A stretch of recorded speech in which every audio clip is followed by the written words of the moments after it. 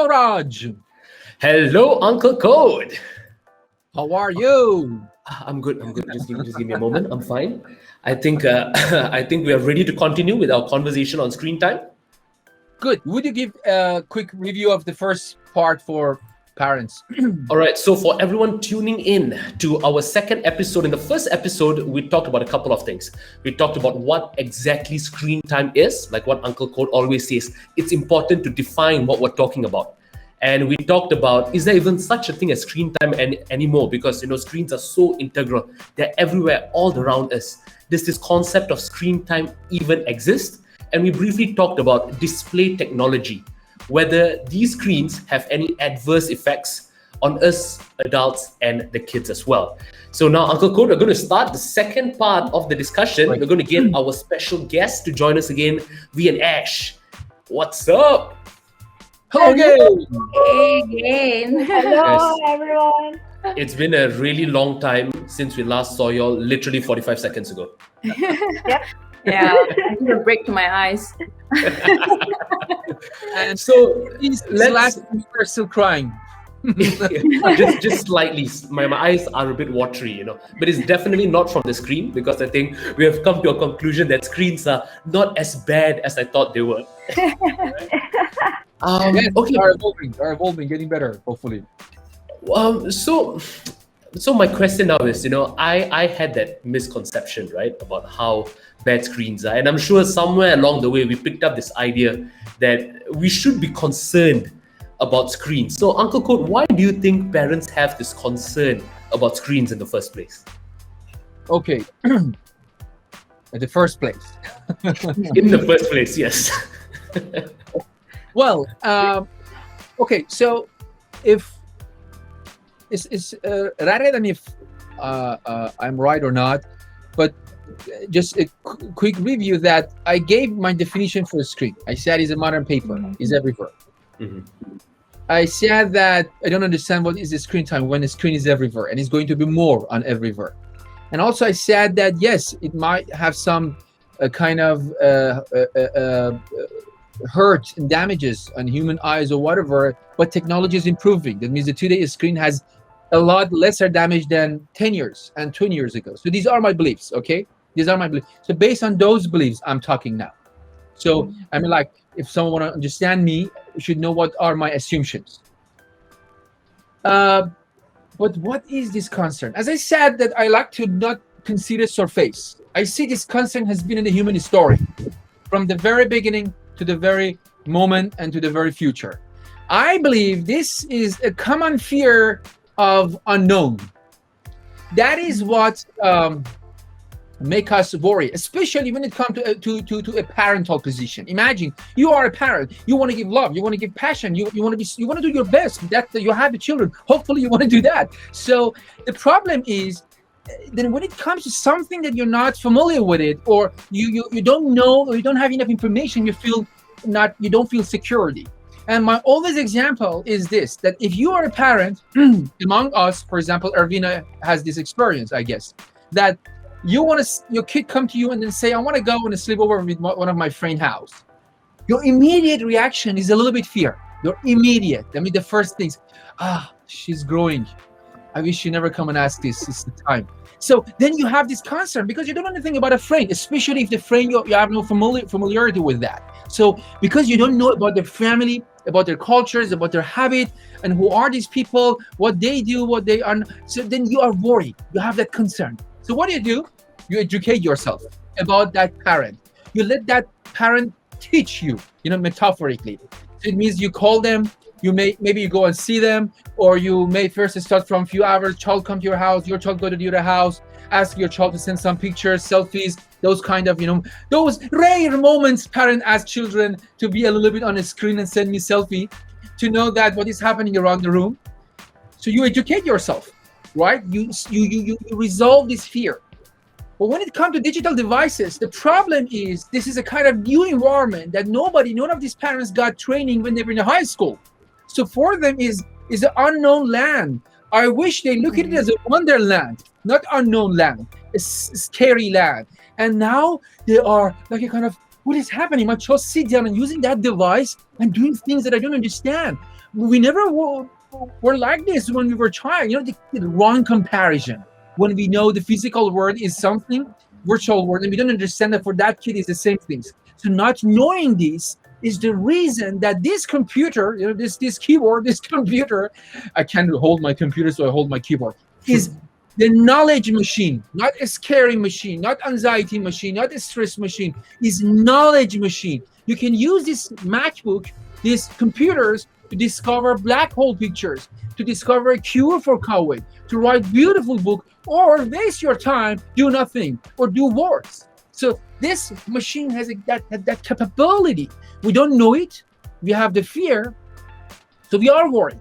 So it's not about the screen rush. It's about parental concern when it comes to something unknown. So we had it 20 years ago, 200 years ago, when Industrial Revolution started. I was agriculture, and my child wanted to be engineer. What is that? No, stay on the land. I did the same that my dad did, my grandpa did. We should defend our land. You do? You want to go and play with a screwdriver? What is that, a screwdriver? You want to be an engineer? What the hell is that? So this is the concern being with us, especially when it's a time of transition. But our children, they're never going to have this concern with their children. Why? Because it's not unknown for them. Imagine if today 12 years old become 30 years old and he has a child, and child talk about a game. I know I'm better than you. Look at the leaderboard. Something like that. Yeah. So it's cool. But today parents, they can't have such a conversation. Oh, my Clash of Clans is bigger than you because I did better. Because they can't. It's unknown.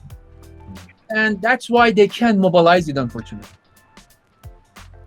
This is the true reason, Raj, to my understanding. Right.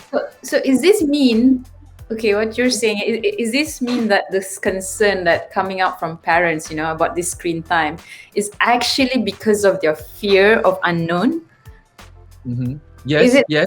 Is it that's the main reason why that they couldn't, because when they have this fear of unknown, it's actually, they lose control. Oh, okay. I got what you mean. Okay. That's interesting. Yes, you know what? There is a syndrome in all the parents in the whole world and universes, and if you are the fan of a Star Trek, all other kind of area and the Romulan, and then all these kind of things, that controlling is with us. Some of us less, some of us more. Some of us are control freak, and I think it's a kind of pain when you are with a parent that want to control everything.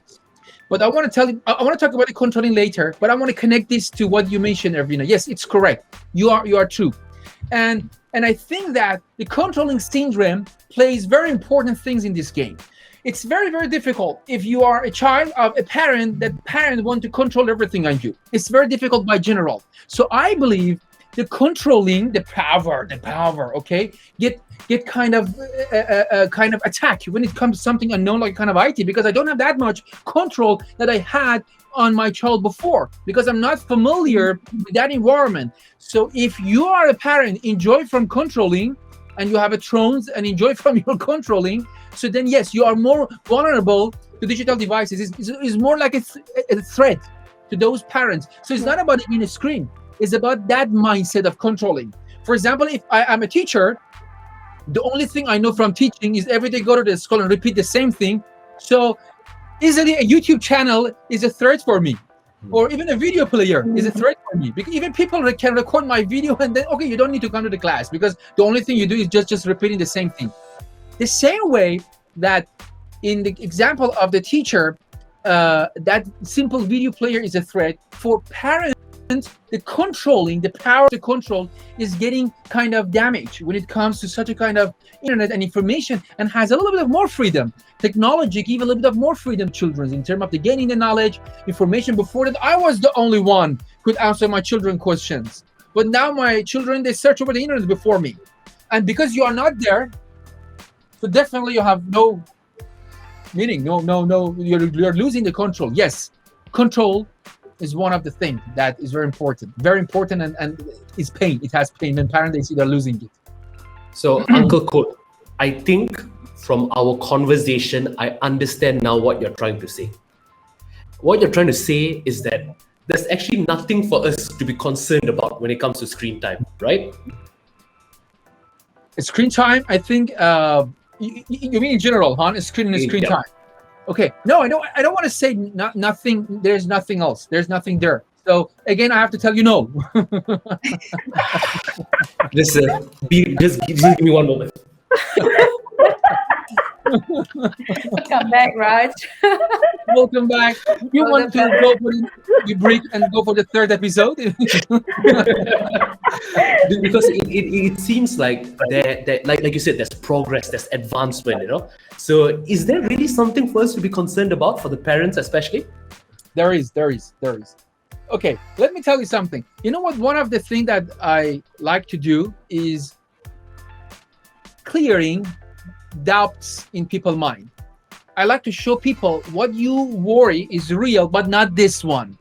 You got a wrong place. That's the very important things I like to do in my life. That you should be worried, but you found it in the wrong way. And here, that's what I'm saying. I'm saying a screen itself, a screen time. These are not the reason that you are worried. You parent, you are worried. And just your concern is real. Ervina, your concern is real. That means there is a real concern in your body. It's not like kind of fake, but you just stick it into the wrong decisions, the wrong direction. And definitely, whatever you do, whatever solution you apply, not going to work, because you didn't get. Looks like kind of you have a pain on your hand, but you just imagine you think it's the skin. But there's another reason that caused that one. So what I'm trying to say is this: there is a concern, and I do have a concern, even as an educator, not only a parent, as an educator, and as a computer scientist, as an entrepreneur. So let's talk about this concern. I'll give some information about it.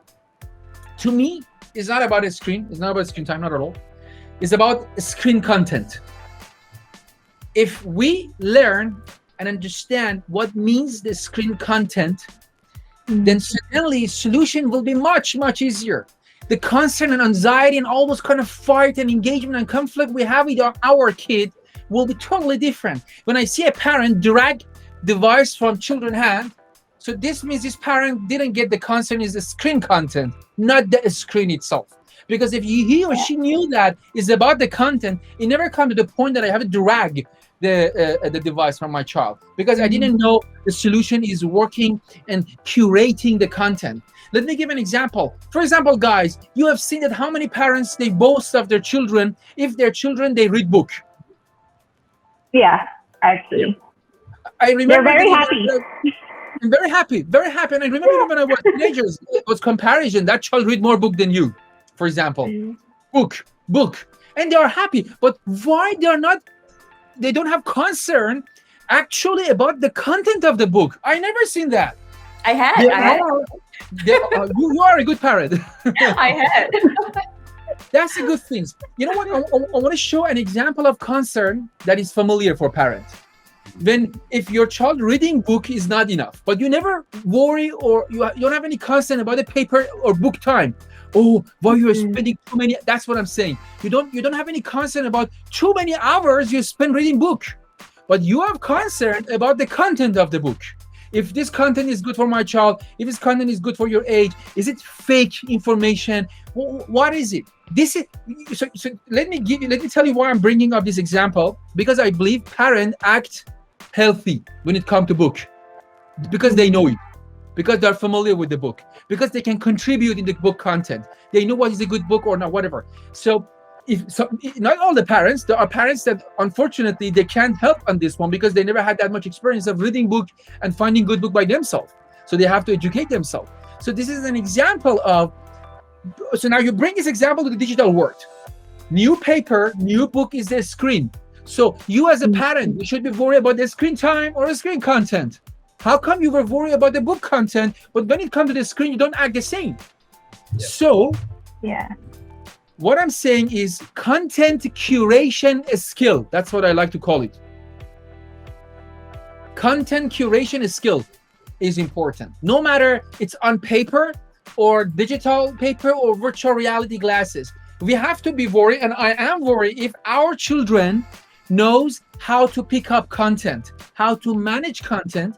And the second important thing, time management. How much of my 10 hours of screen time should be on entertainment, should be on book, should be on friend, should be on watching Netflix, should be on. This is the most important things. And as long as parents don't understand, teachers don't understand, nobody can help children. So content curation skill is what we are not training our children, neither school nor family. That's my concern, Raj. Yeah, I mean, I really like this angle now, even when it comes to the book part, because I'm an avid reader since I was young, but never did my parents actually ask about the content of what I'm reading. Although I'm not reading anything, not good for kids, but they never actually asked me. They're just happy to see me reading the whole day, and they're very proud of me. To be honest, they're very proud of me. But then, when we look at it this way, you have the parents, you have the kids over there. I think one aspect or one person that is almost missed out in this whole screen time or screen discussion is another person that has a very, very big impact to kids, which are the teachers.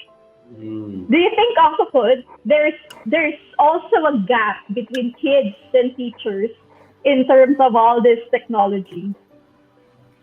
Very interesting. You touch another pain point of mine, and that's teachers. You know what? Teachers are adults, and they're parents, and they're suffering from the same thing that I described, not understanding very well the connectivity, the continuum that I call it, this physical virtual world. Okay, it's a continuum, it's connected. You know what? and when they come to engaging with our children, so they have that each issue.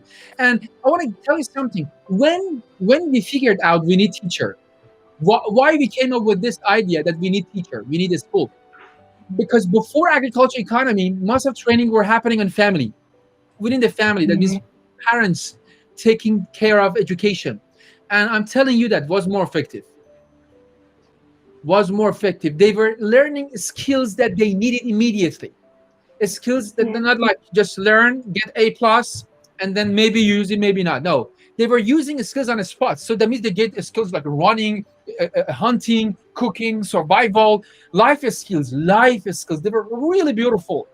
And now, but anyway, agriculture economy, just population increased because we could stay in one place. So we give birth and population increased. And then we needed skills that became a little bit more technological. We couldn't just rely on family. Family were busy with cultivation, and cultivation became very important things. And then the rest of the industry. So a school created another place that produced the next generation. So some of adult, they became teacher. And that was a very important thing. And we have a lots of good stories, poetry about teachers and all the sacrifice they have done for human being and human children. So we send our kids to somewhere else, to somewhere we could trust. We could trust. If I was living 100 years ago, I could literally trust to my school teacher, because a school teacher has many information that I don't have, my kid doesn't have, and there is no other place like YouTube or internet that I can search, my child can search, right? So it's only that teacher. And that teacher was passionate, because I can really teach this kid something new. Not like when I say this, hey, teachers, you are right, I found it over the internet. Einstein says they complete my sentence. So it was totally different time. I enjoy as a teacher, passionate, happy, energy, love, give energy, and do this and that. This is in a school that we wanted to have it. Something happened. And after the internet now, this whole system, which is very, very heavily dependent on those assumptions that I mentioned, is disrupted. Is it disrupted by technology, by YouTube, by even a simple video? So now we have this issue. We do not have tech-savvy teachers in the classroom. And that's my second concern. Tech-savvy teachers. We need tech-savvy teachers. We need teachers play game more than kids. We need teachers, they know Mobile Legend more than kids. We need teachers, they have videos in TikTok. For example, if I'm a math teacher, why not I create some dancing things and quizzes and math? For example, I want to teach my children pi and circle. I make a kind of dance and I say, okay, tell me now how many pi I dance. So we need teachers like that to utilize digital media, online blogs, YouTubes, and beautiful tools over the internet to create online quizzes, gamified quizzes, to make classroom different. Because I'm 10 years old, and the wall of the internet is much, and that modern paper is much interactive than coming to a classroom and sitting down and do nothing. It's so boring. It's so painful. It's so difficult. And now we don't have this tech savvy. Actually, parents, they need concern. You need concern. Let me give you a new concern. Do you have you must be worried that if your school teachers are tech savvy or not. That's all. This should be the new concern. If my kid math teachers is tech savvy, if he or she knows how to use coding with mathematics, if my chemistry knows 3D environment for chemistry laboratory and enough visualizations and imagination, this is something we have to be worried. In result, your kid feels like that. If imagine I'm the today kid, teacher doesn't understand me, mommy, daddy doesn't understand me, but friend understand me, because none of mommy and daddy and teachers are tech savvy. So this is the gap. And friend, you know what happened when you trust your life on your friend when you're at age 12? We know what's gonna happen. So this is the problem. Lack of tech-savvy teacher. Yes, and it's more important. I remember a quote from a great philosopher and education reformist, John Dewey, and I think I have it here. Let me see if I have it or not.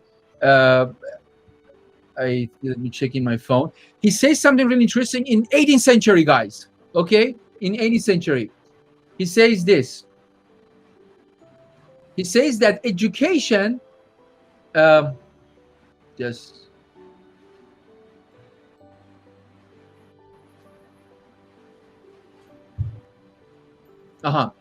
he says that if we teach today's students as we taught yesterday's, we rob them of tomorrow. Wow, that's powerful. It's very powerful, and we need.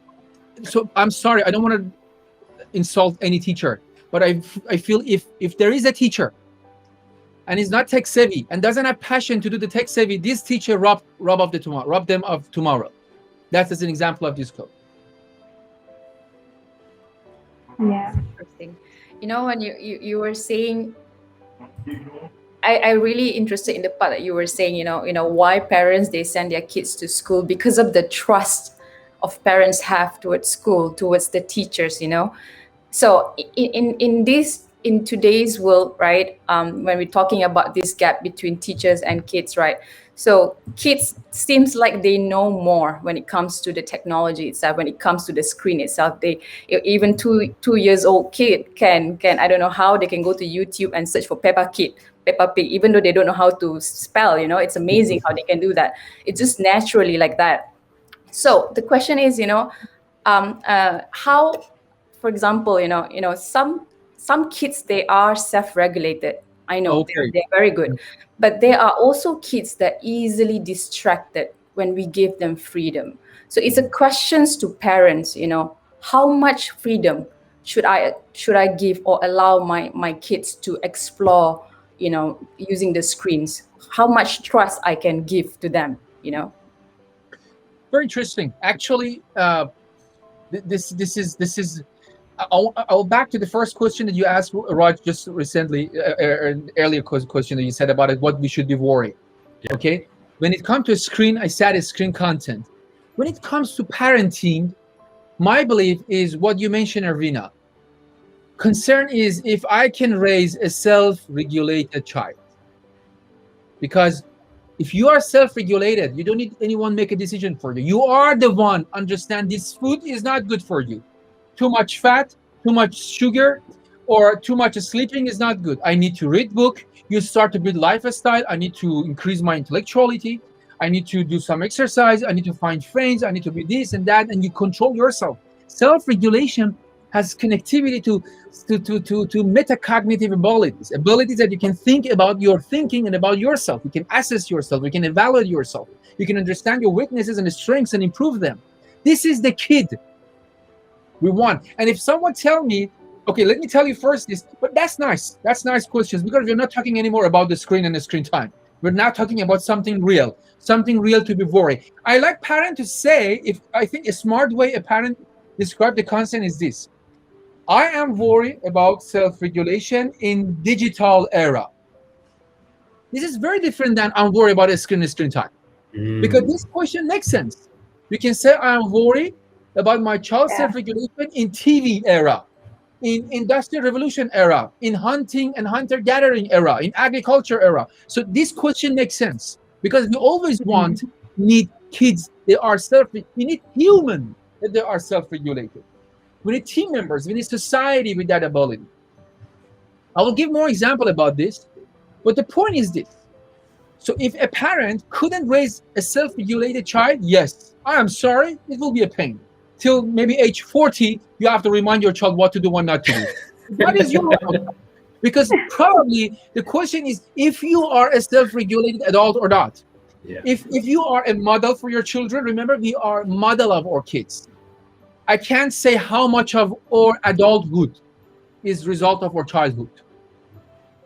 And I can't say how much our childhood is messed up, unfortunately.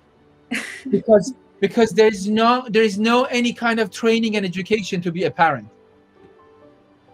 For driving, you have license. For many things, you need license. To be a brain surgeon, you need certificate. You want to be engineer, you need license. But to have a child, you don't need any license. Nature allowed everybody to give birth without any priority. That's the problem. But education system created to educate us. But unfortunately, education system doesn't teach us the skills we need for life. So we become parents, we don't know how to raise a self-regulated child. You know when we know? When we have a child and we have problem with our child. And it's late.